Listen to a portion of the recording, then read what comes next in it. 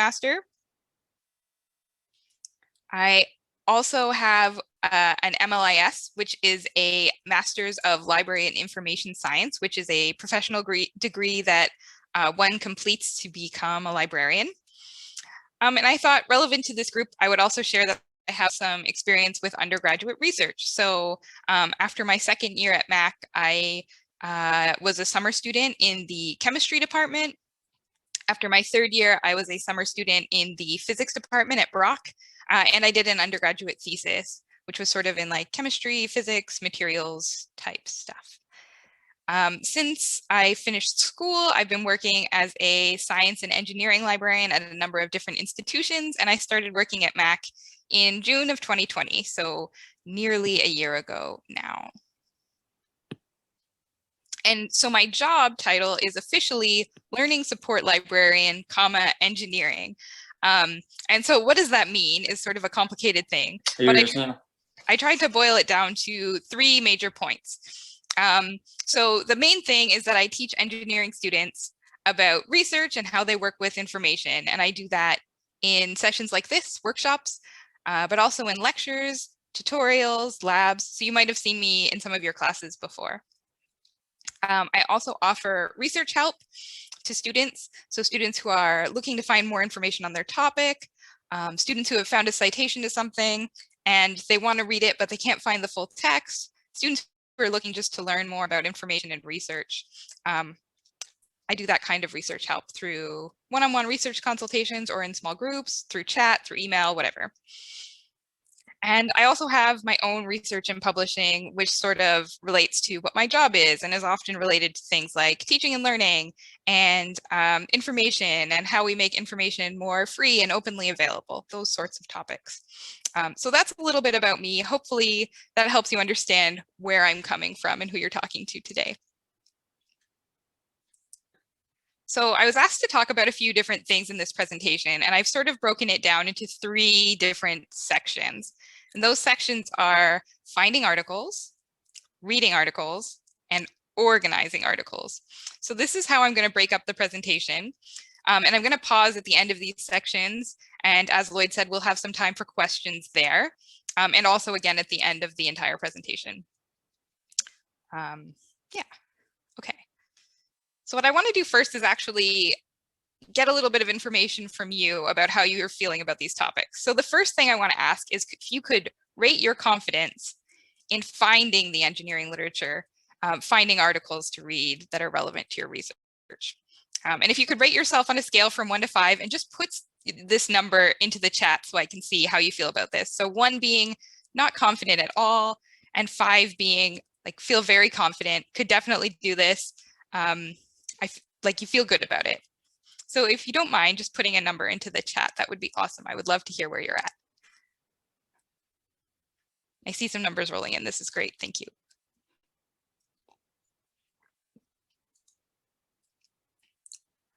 Also completely recognizing that this is like a subjective evaluation of how you feel about it. So I'm not asking you to tell me like exactly where your skills are, but how do you feel?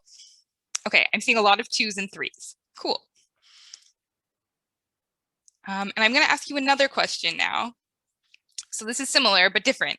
I want you to rate your confidence in reading the engineering literature. So once you've got a paper in front of you, how do you feel about reading it and understanding what's in it? Again, on the same scale from not at all confident to very confident. You can go ahead and put that in the chat too.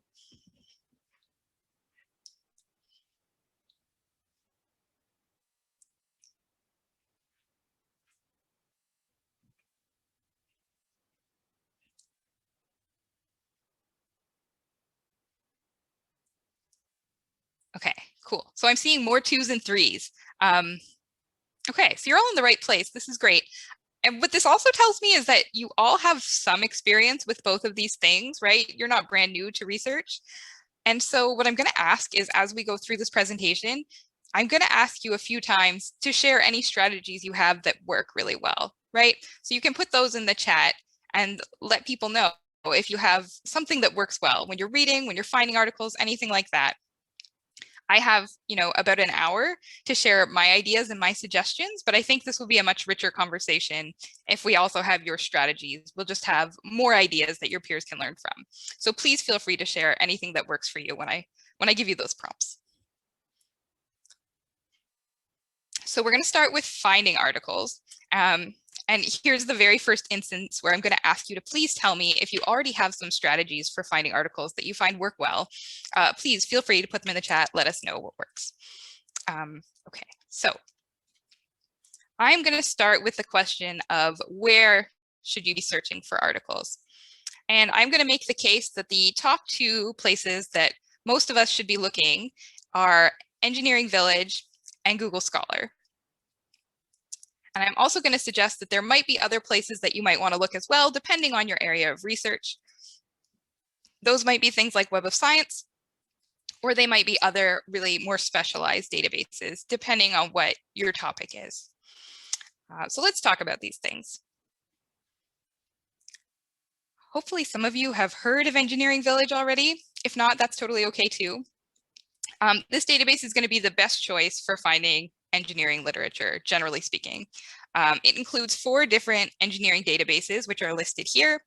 And altogether, it just offers a really good coverage of engineering research. So it's a great source, and you can access it through the library website. There's a tab for databases, and you can search for it there and get access. So this isn't something that's freely available to the public or anything like that, but you do have access through McMaster. And I'll just show you, this is a screenshot of what Engineering Village looks like. And it does a lot of things. So in addition to having a lot of engineering literature, it also has some great features in terms of searching. So you can see I've put in just like an example search. And this is like the default search that Engineering Village gives you. But it's allowing me to do some complicated things that I couldn't do in a search engine like Google. So I'm using brackets, I'm using Boolean operators like and or. The database is suggesting terms for me. I have lots of options in terms of filters, right? I can filter by language or document type, or like the country the research was published in, the author's affiliations, tons of options. So this allows you to really get at what you want to find in the literature. It also has things, if you look at the very top of this page, it has a search history. So as you're searching, Engineering Village will remember all of the different searches that you've done, and you can go back and revisit something that you might have searched for 10 or 20 minutes ago. You can save records here. So if you find articles that look interesting, you can save them and keep them for later. There are lots of options. So this is, it's a great tool. It has a ton of different search functionalities, which will be really helpful to you. It's not the only thing you'll probably ever want to use, right? You might want to also use something different. And for that, this is why I talk about Google Scholar, because I think Google Scholar is a really nice complement to Engineering Village. And I'll talk about why. So I'm assuming that many of you are familiar with Google Scholar right now. It is the scholarly version of Google, naturally. So it's a search engine that you can use to find things like journal articles, conference proceedings, theses, technical reports, all of that stuff. It's not just going to find you random websites on the internet.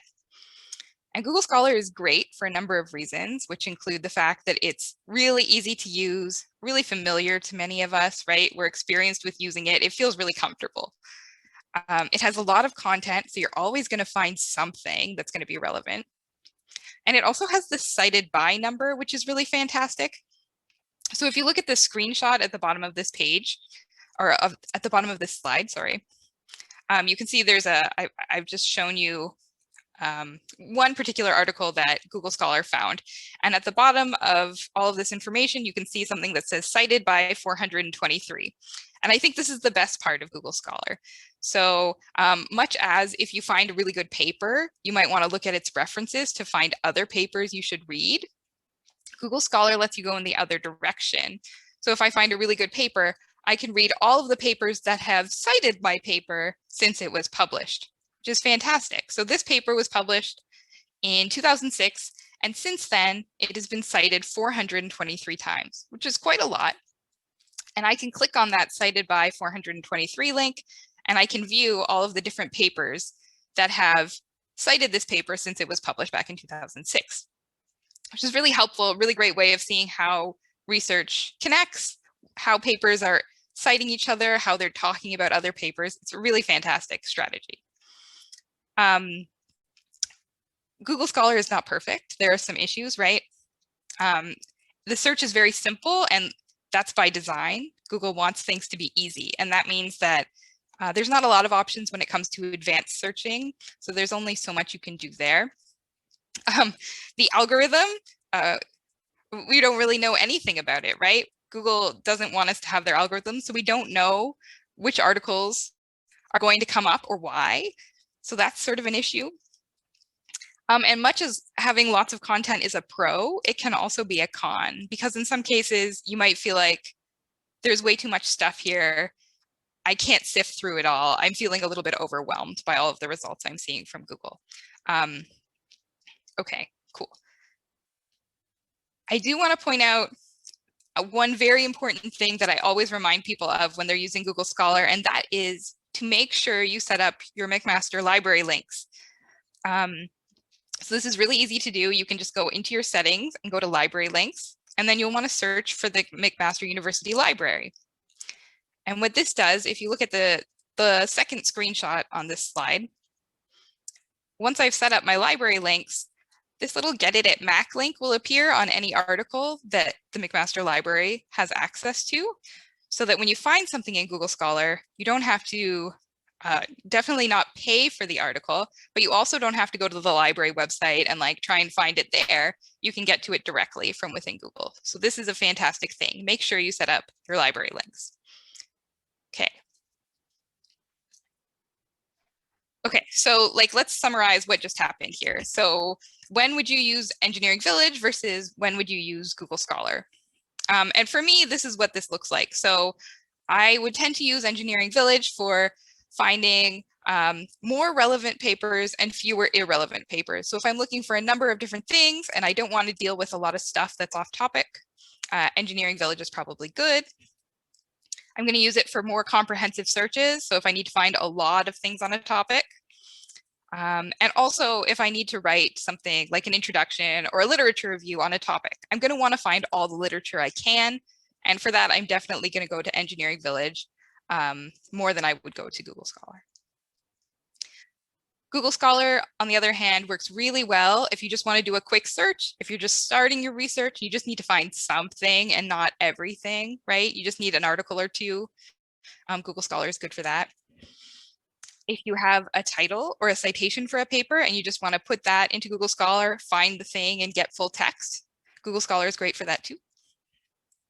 And lastly, for using that cited by feature. So for finding papers that cite a different paper, I do this all the time. I find something really good, I take the title, I put it in Google Scholar, I see who has cited it. Definitely something I encourage you to try. So beyond these two databases, I mentioned that you might also want to employ some other databases, and what might that look like? So one that I recommend a lot is called Web of Science. And it's accessed through the library website. This is a very large multidisciplinary database, and it includes literature from really almost any discipline you can think of. So it's good if you're doing a topic or doing research on a topic that happens to be quite multidisciplinary or that cuts across different subject areas, different research areas. You might want to try something like Web of Science. We also have a number of different specialized engineering databases, all named after their various engineering societies. So we have like ACM for computing, ASCE for civil, ASME for mechanical, ASTM for materials, and IEEE for things like electrical, computing, those sorts of areas. We have databases like PubMed, which would be useful if you're doing research that relates to health or medicine at all. And I mean, I could talk about different databases all day, and I very much do not want to put you through that, but the library does have something called LibGuides. And what these LibGuides are their tools that will direct you to relevant places to start looking for literature. So you can look up a LibGuide on business, for example, and find out like, where should I look? What databases should I use for business research? So I encourage you to try that, or to just reach out to a librarian. We're happy to point you in the right direction for what databases you might want to use. And I think everything on this page you can access through the library website just by going to that databases tab. Okay, so that was a lot about how do we pick a database. And so the next thing I want to talk about is like, okay, we've got a database, and now what do we do?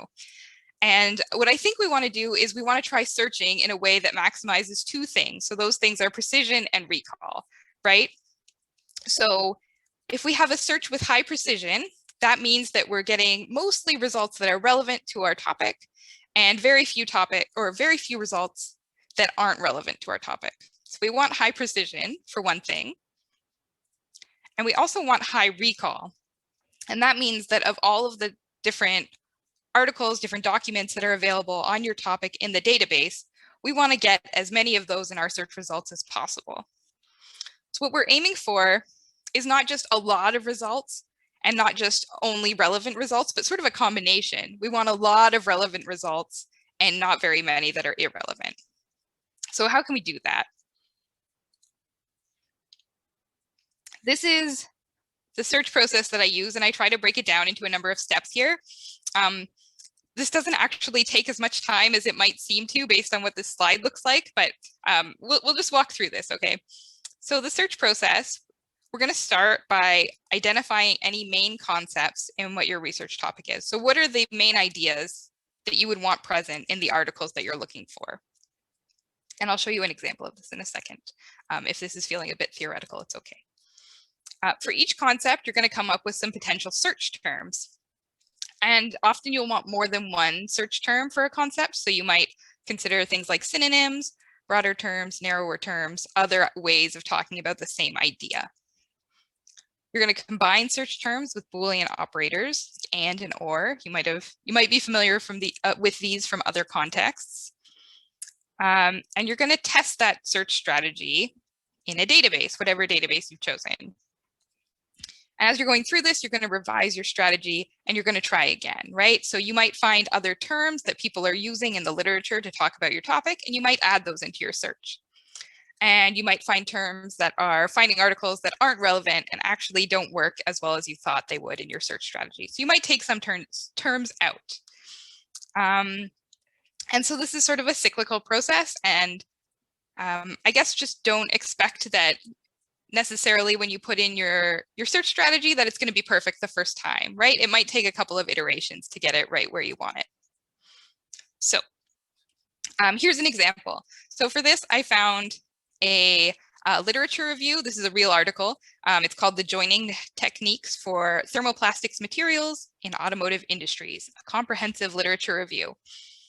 So in writing this paper, the authors would have had to do a really systematic search to try and find all of the different papers on this topic so that they could summarize the existing research, right? That's what a literature review is.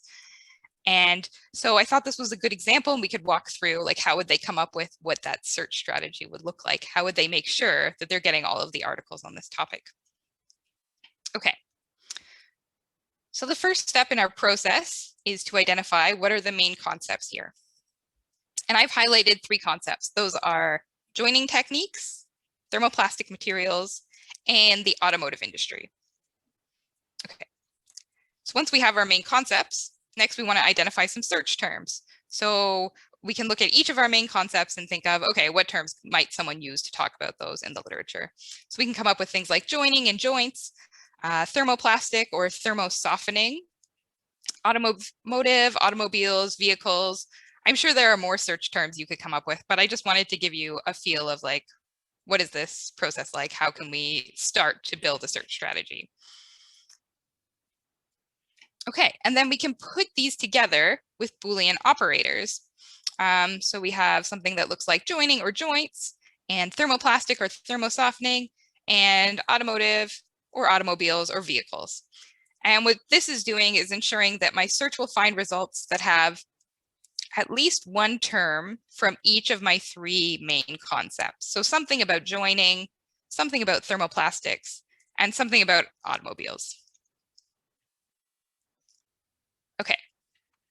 And I want to compare this this search string we just came up with.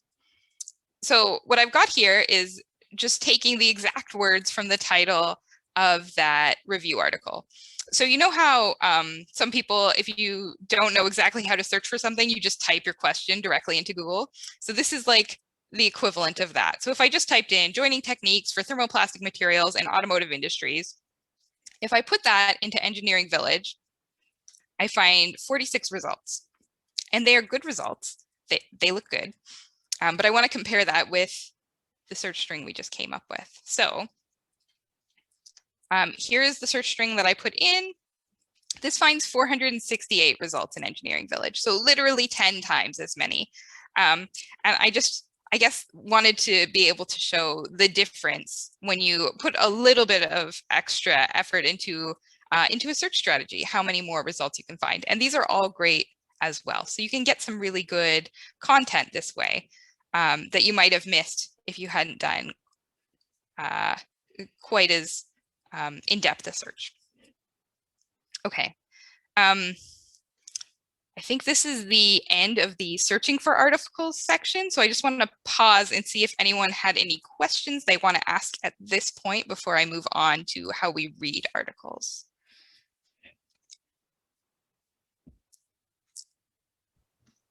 You can feel free to put them in the chat or unmute, either is fine.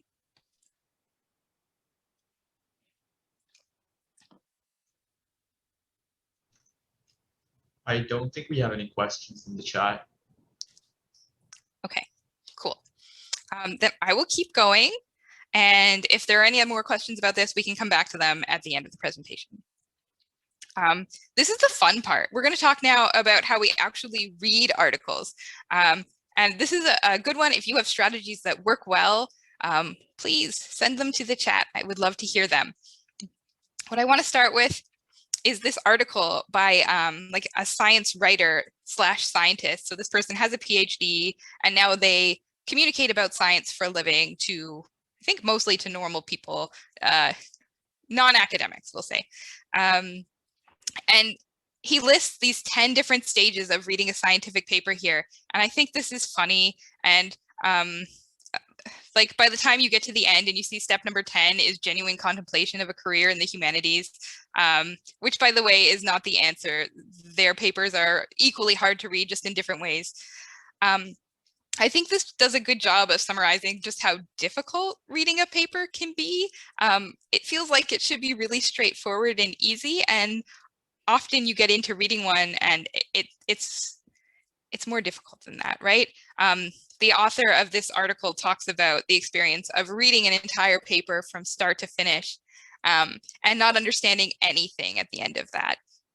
And so I want to walk through some strategies we might use so we don't feel that way when we're reading articles, because it can be tricky, and it's a skill that we all need to work on acquiring and getting better at. So, I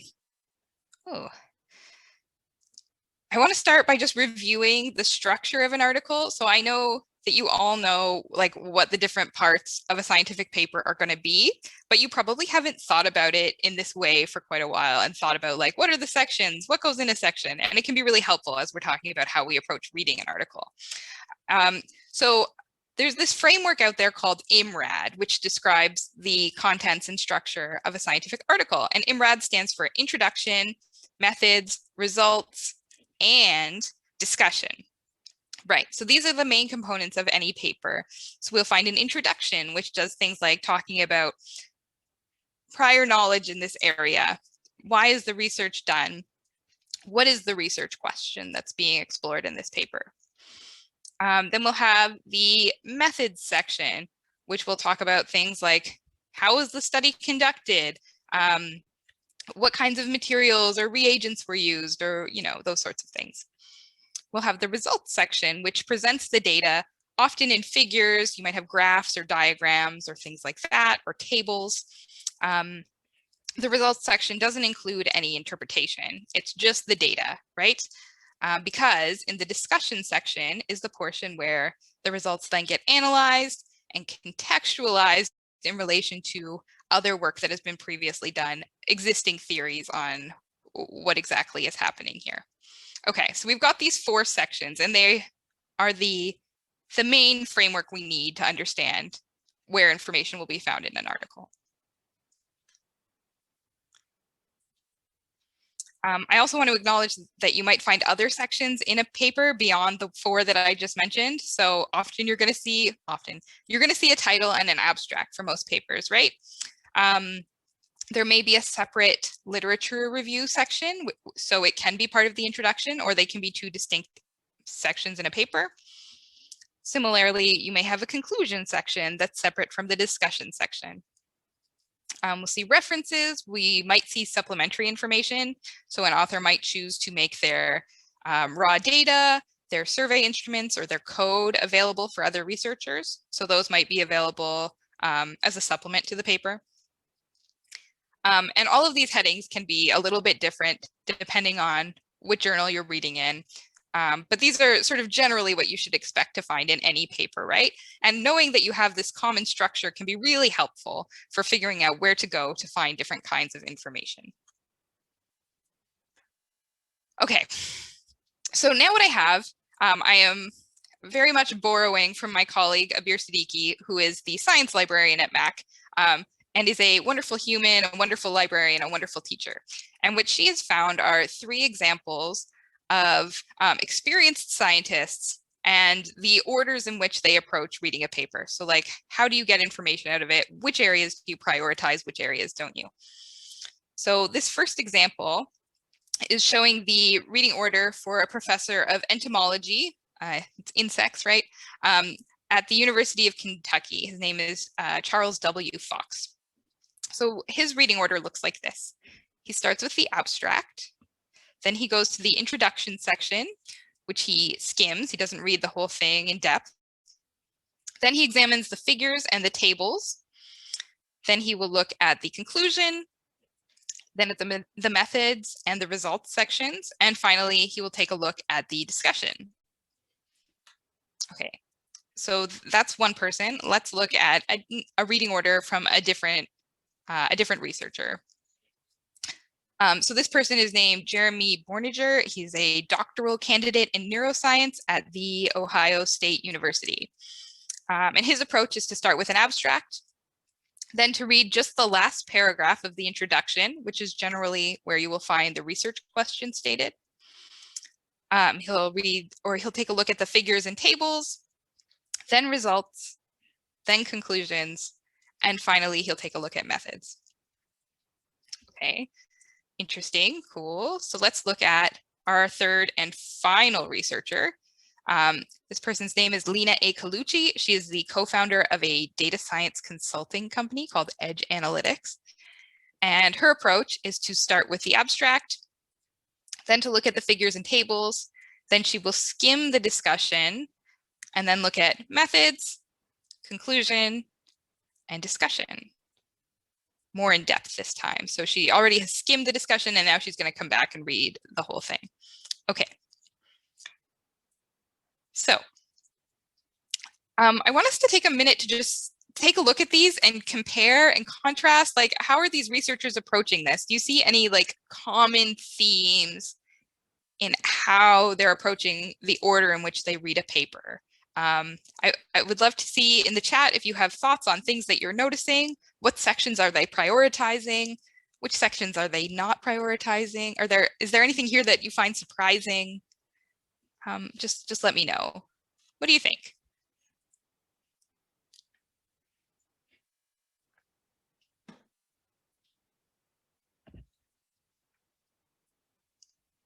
Or also you can unmute if you would prefer.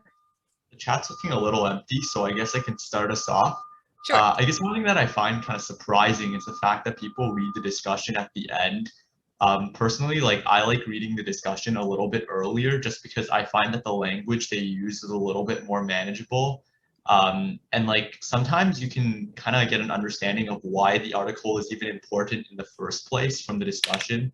So I'd read it a little earlier. And some of the comments coming in from the chat are that they all start with the abstract and look at the figures early on.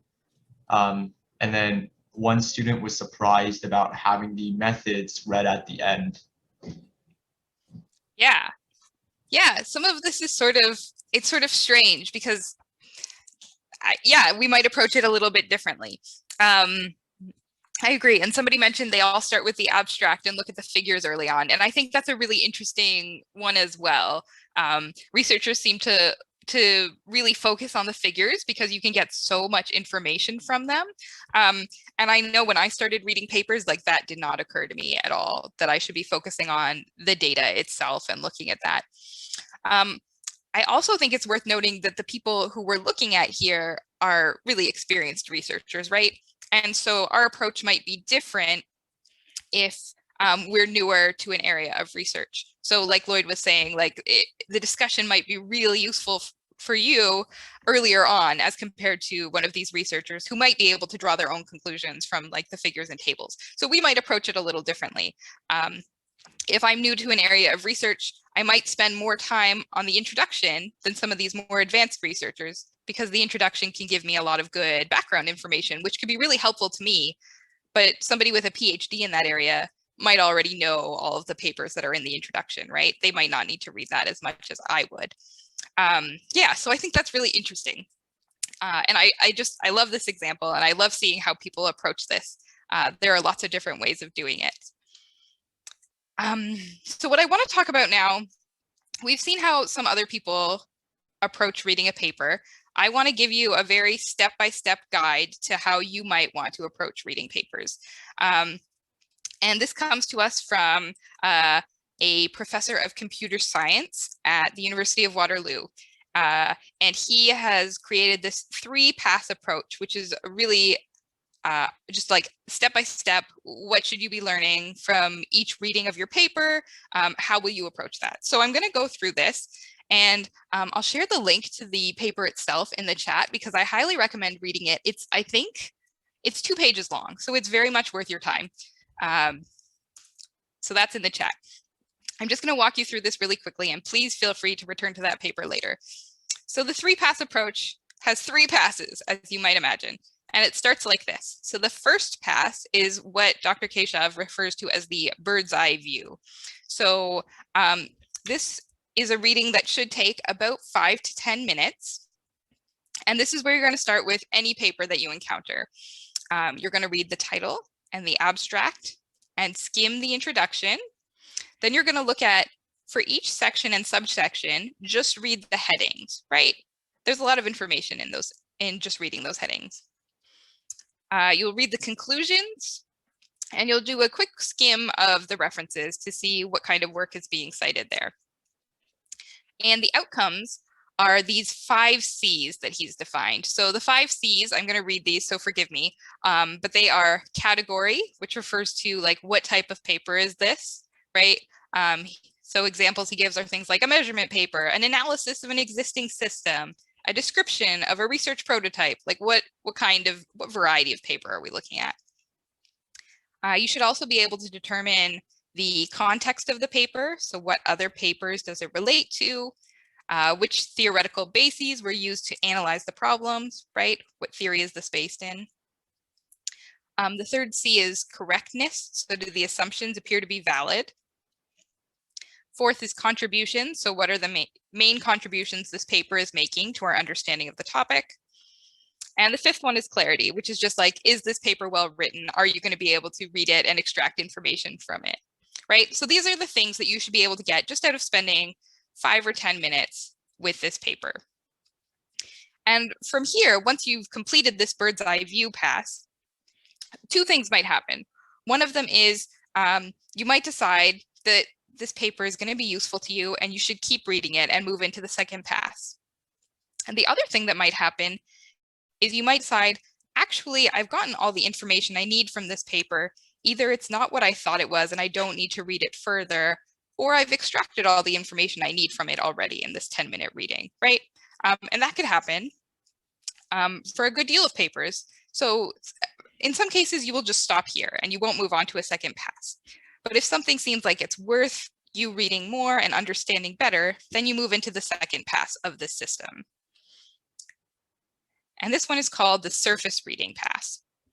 And he recommends that this will probably take, I think, up to an hour for a really experienced reader, but 1 to 2 hours, let's say.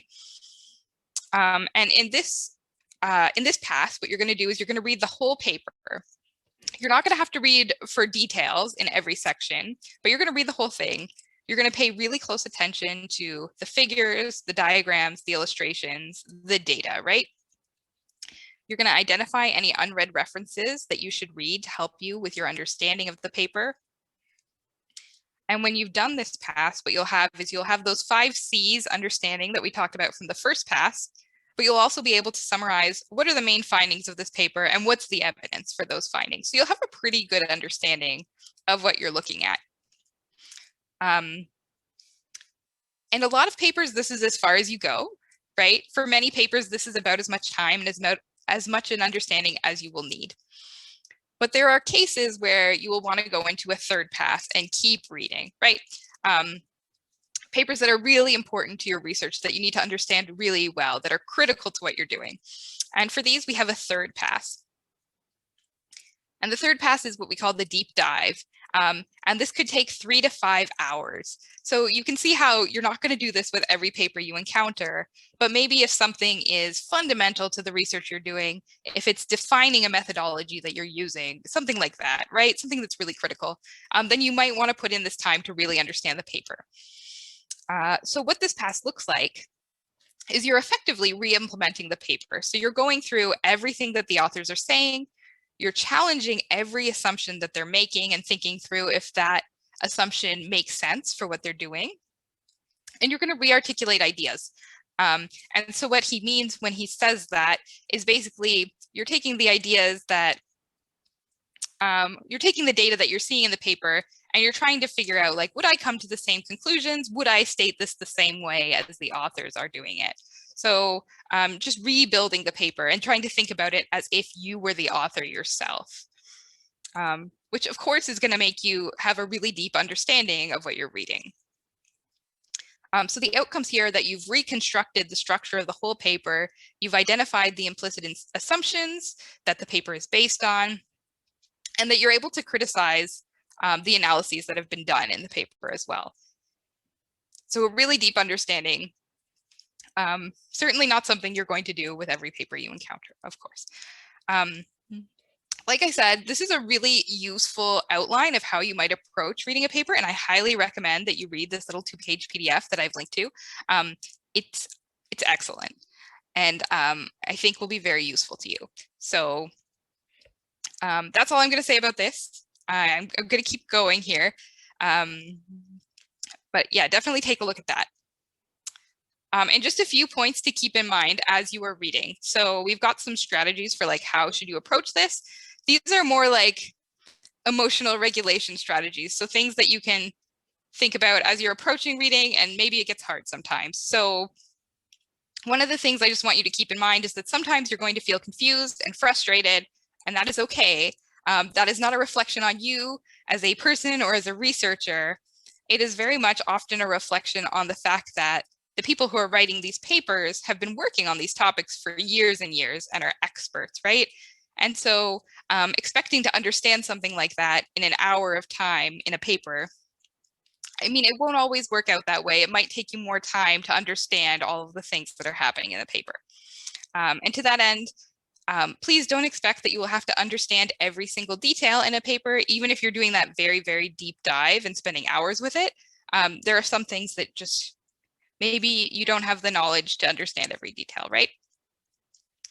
I'm going to recommend that sometimes it makes sense to pause reading and look up important terms, important methodologies, or important references that will help the paper make more sense to you. That can really help you and save you some time in the long run if you do that. You might need to reread some sections. Similarly, you might skip some sections. And lastly, just this idea that reading articles gets a lot easier with practice. So we're all learning how to do this better all the time, and the more you do it, the better you will get at it, and the more intuition you'll build around where you should be going to find certain parts of the paper, certain information. It gets easier. Okay, so this is the end of my segment on how we read papers. I want to pause and see, were there any questions? I've lost my little chat box.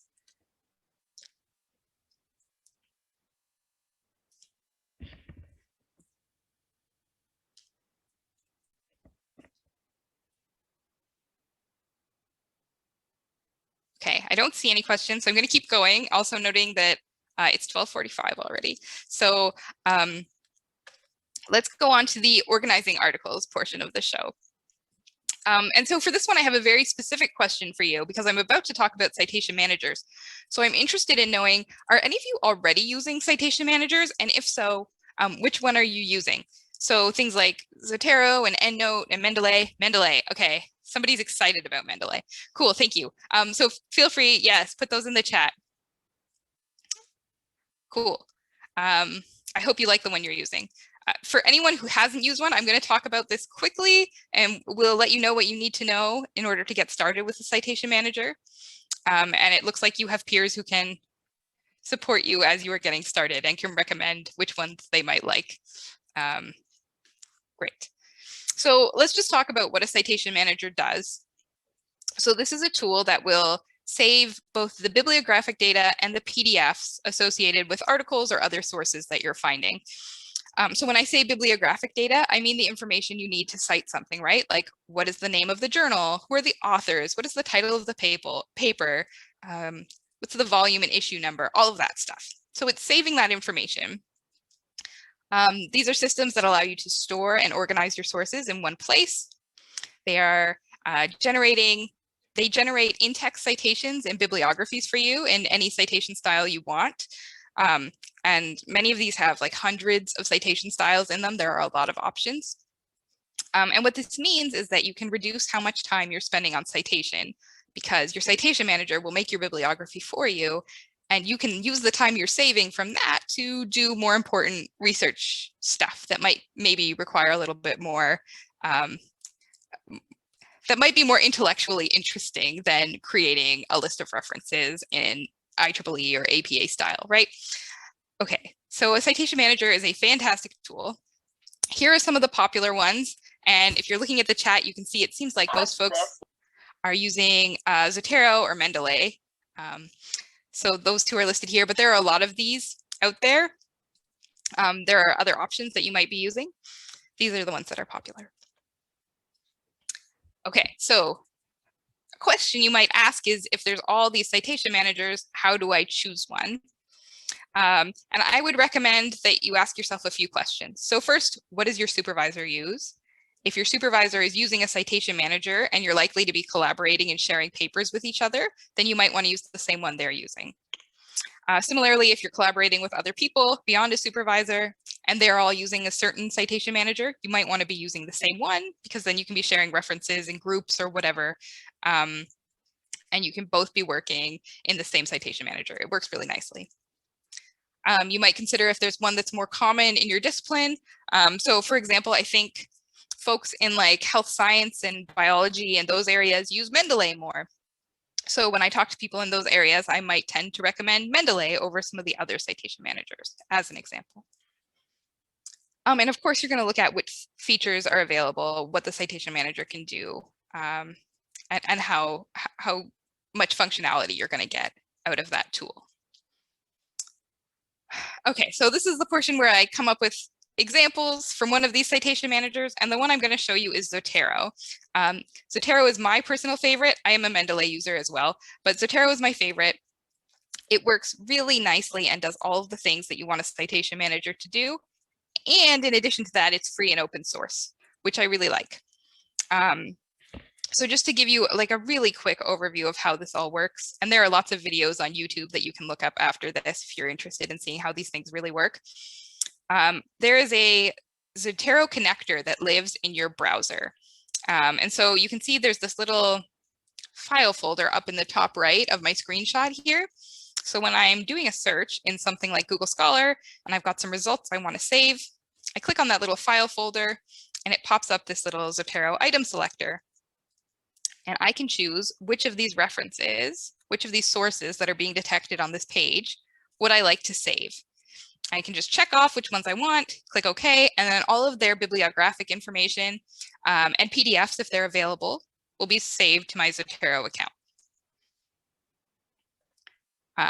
This is what my Zotero desktop application looks like. So you can see on the left, I've got different folders for different projects. Some of these are real projects because I do use Zotero myself. Some of them are imaginary projects that I use just for showing people how Zotero works. So like ducks is not necessarily a real project. So we've got those folders. In the center pane of the screen, you can see a list of all of the articles and other sources I have in one of these folders. And then on the right-hand side, I'm seeing some information about a particular source that I've selected. So I'm seeing the item type, the title, names of the different authors, the abstract, that kind of information is all laid out there. So all of my references live in this one application, neatly organized in folders. All of the citation information is stored.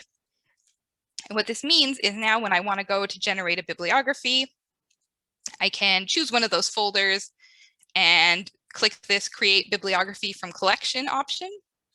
And I'll get a pop-up and it'll say, what's your citation style that you want to use here? Do you want to output this as an in-text citation or as a bibliography? And I'll choose what I want. So here I say IEEE bibliography, and I'll copy it to clipboard. And then I can paste that wherever I want. So here it is. This is my bibliography that I've just pasted into Microsoft Word. And the formatting here is doing something kind of funny, like why are the numbers on a different line from the references themselves? But generally, this has just gone and created a full bibliography for me out of however many references I had in that folder, right? And now rather than having to create these from scratch, I really just need to go through and make sure that they have all of the correct information in them that they would need. So it's saving a ton of time. It's a really great tool. Highly recommend that you investigate a citation manager of some kind for your own research workflow. I've got some instructions here about how to set up Zotero. Setting up a citation manager is something I highly recommend if you want to have a productive like half hour, but you don't feel like thinking super hard. This is a good use of a little bit of time to just like get this all set up so that then when you're finding articles, you can start putting them into your citation manager and using that and integrating it into your workflow. So to do this with Zotero, you'd want to create an account. You would want to download Zotero and the Zotero connector for your browser. And you can also install the plugin for Word, which makes creating citations and bibliographies really easy right from within Microsoft Word. Okay, so this was all I really wanted to talk about today. I'm just going to quickly summarize what all we suggested or what strategies I've suggested to you. So we talked about finding articles, and I recommended that we probably all would want to start with Engineering Village and Google Scholar, and that there's a lot of value in trying out a few different search terms and experimenting with your search strategy. We talked about reading articles, and we saw that there are a number of different ways that you might approach reading an article, but the 3-pass approach is a really great outline of how you might go about this. And we talked about organizing articles, and the takeaway was just use a citation manager, pick which one works well for you and your circumstances. I like Zotero, but you can like other ones, that's okay. And if you have questions about any of this, of course, I'm happy to answer them now, but you're also welcome to email me anytime you have a question. I'm happy to talk about any of this to help you with your the research you're working on. It is very much my job and I love chatting with folks. So please do not hesitate to reach out if there's anything that you'd like to talk about in terms of your research. So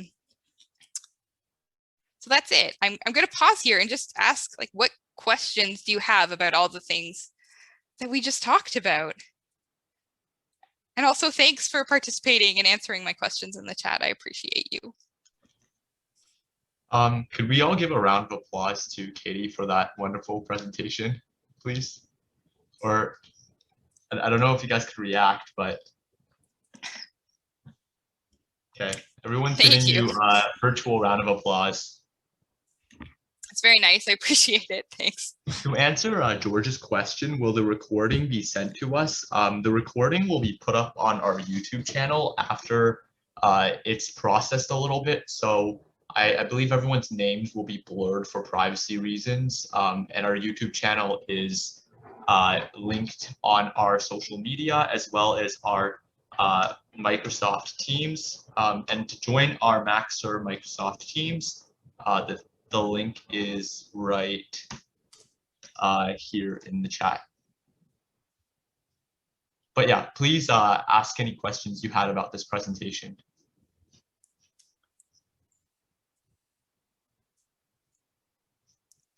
Any questions?